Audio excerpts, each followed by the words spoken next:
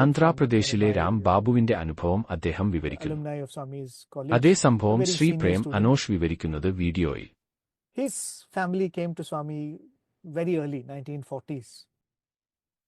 എന്റെ പിതാവ് അക്കാലത്ത് ഇരുമ്പയിർ ഖനന ബിസിനസ്സിലായിരുന്നു. 1500 ഏക്കർ സ്ഥലത്ത് ഖനനം നിർത്തണമെന്ന് കളക്ടറിൽ നിന്ന് നോട്ടീസ് ലഭിച്ചു.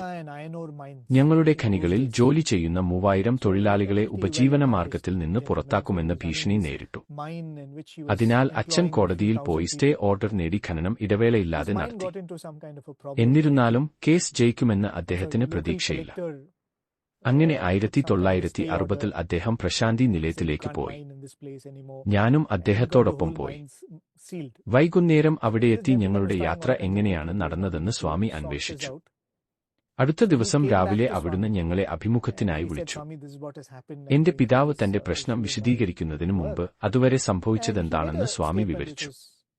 കോടതിയിൽ കേസ് ജയിക്കുമെന്ന് നിങ്ങൾ കരുതുന്നുണ്ടോ? സ്വാമി ചോദിച്ചു. പ്രതീക്ഷയില്ല സ്വാമി, അച്ഛൻ മറുപടി പറഞ്ഞു. എനിക്ക് കോടതിയിൽ പോകേണ്ടി വന്നത് അന്തസ്സിന്റെ കാര്യമായിട്ടാണ്. കേസ് നഷ്ടപ്പെട്ടാൽ നിങ്ങൾക്ക് എല്ലാം നഷ്ടപ്പെടും, സ്വാമി പറഞ്ഞു. 1500 ഏക്കർ ഖനനം. എന്നാൽ വിഷമിക്കേണ്ട, ഞാൻ ഇവിടെ ഉണ്ട്. നിങ്ങളുടെ കേസ് 26 വാദം കേൾക്കും. അല്ലേ? കോടതിയിൽ പോകുക. നിങ്ങളുടെ അഭിഭാഷകൻ വിജയിക്കുമെന്ന് പ്രതീക്ഷിക്കാത്തതിനാൽ ഹാജരാകില്ല. അയാൾ തന്റെ ജൂനിയറിനെ പേപ്പറുകളോടുകൂടി വിടും. അയാൾക്ക് തീർച്ചയായും ഒന്നും അറിയില്ല. സർക്കാർ ഭാഗത്ത് സർക്കാർ പ്ലീഡറും സഹായിയും ഹാജരാകും. നിങ്ങളുടെ അഭിഭാഷകൻ വഴിയിലാണെന്ന് പറഞ്ഞ് നിങ്ങൾ സമയം ചോദിക്കും. ഒടുവിൽ ഉച്ചയ്ക്ക് 1:30 ന്യായാധിപൻ നിങ്ങളോട് ചോദിക്കും, നിങ്ങളുടെ അഭിഭാഷകൻ വന്നിട്ടുണ്ടോ? നിങ്ങൾ പറയും, ഇല്ല സർ. അപ്പോൾ അദ്ദേഹം ചോദിക്കും, പേപ്പറുകൾ എവിടെ? നിങ്ങളുടെ അഭിഭാഷകന്റെ ജൂനിയർ അഭിഭാഷകൻ പേപ്പറുകൾ ജഡ്ജിക്ക് കൈമാറും. അദ്ദേഹം സർക്കാർ പക്ഷത്തിന്റെ പേപ്പറുകളും എടുക്കും. എന്നിട്ട് അവയിലൂടെ കടന്നുപോകുകയും തുടർന്ന് പുരികങ്ങൾക്കിടയിൽ മുഖത്ത് വിരലുകൾ വയ്ക്കുകയും ചെയ്യും. അതാണ് ഞാൻ ന്യായാധിപനിൽ ഉള്ളതെന്നതിന്റെ അടയാളം. അപ്പോൾ ജഡ്ജി പറയുന്നു, ഈ ഉത്തരവ് മൈനിംഗ് ലേബർ ഇൻസ്പെക്ടറാണ് നൽകേണ്ടിയിരുന്നത്. യോഗ്യതയുള്ള അതോറിറ്റി അതാണ്, അല്ലാതെ കളക്ടറല്ല. അതിനാൽ അദ്ദേഹം നിങ്ങൾക്ക് അനുകൂലമായി കേസ് അവസാനിപ്പിക്കുന്നു. The lawyer's assistant is with him, but he can't argue the case because he is not qualified to do that. So he gives him all the papers and this man goes in front of the court. The public prosecutor presents the case from the government side. And at the end of it, the judge looks at him and says, where is your lawyer? And he says, sir, my lawyer has not turned up today. And the judge looks at him and says, okay, you present your arguments.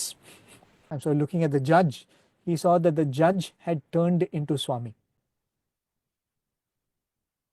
The exact same scene that he saw when Swami put his fingers on the forehead. And it's actually a gesture that we've seen Swami do so often, isn't it? And just as the judge was doing that and thinking deeply, he saw that the judge had turned into Swami. And then the judge gives the verdict. He says the collector does not have any jurisdiction to seize the mine because it comes under the Ministry of Mines. The collector has done it out of some kind of vendetta, and I dismiss the case. സ്വാമി സൂചിപ്പിച്ച ദിവസമാണ് hearing നടന്നത്. അഭിമുഖത്തിൽ സ്വാമി മുൻകൂട്ടി പറഞ്ഞതുപോലെ എല്ലാം സംഭവിച്ചു. എന്റെ പിതാവ് അഭിഭാഷകൻ ഫോൺ ചെയ്തപ്പോൾ ഞങ്ങൾ വിജയിച്ചു എന്ന് അദ്ദേഹത്തിന് വിശ്വസിക്കാനായില്ല. അതിനുശേഷം കുറച്ച് ദിവസങ്ങൾക്ക് ശേഷം ഞങ്ങൾ പ്രശാന്തി നിലയത്തിലെത്തി. ഭഗവാൻ ചോദിച്ചു, അപ്പോൾ നിങ്ങൾ കേസ് ജയിച്ചു?